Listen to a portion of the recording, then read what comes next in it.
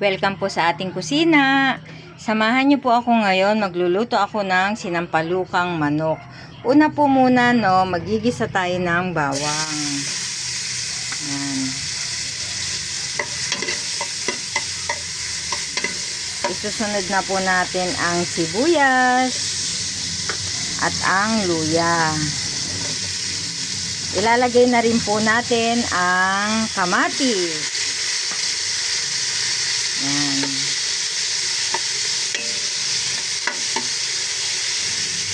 Isusunod na rin po natin dyan ang talbos ng or usbong ng sampalok. Tinadtad ko na po ito.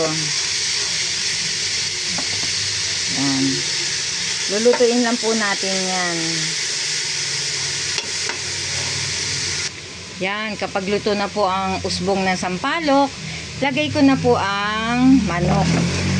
Yan, lalagyan ko po yan ng asin para po pang tanggal ng lansa. Yan, halu-haluin lang po natin yan.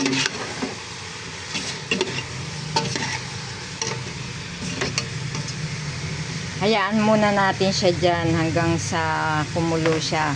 Hanggang sa kumapit ang asin sa ating manok.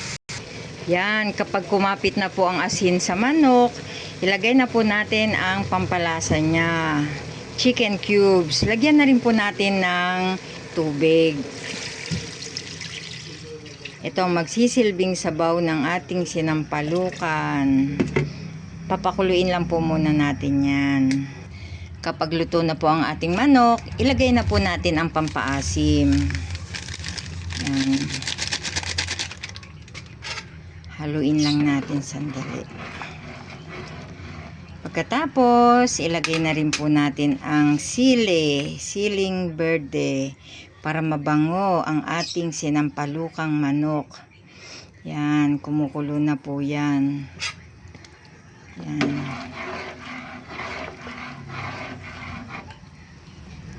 Pagkatapos, ilagay na rin po natin ang dahon ng or ang talbos ng kamote. Yan, luto na po ang ating sinampalukang manok. Masarap po ang sabaw nito.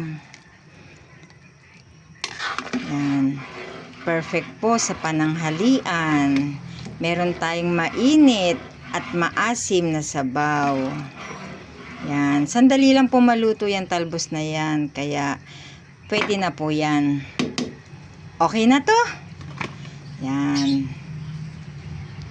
Kain na po tayo.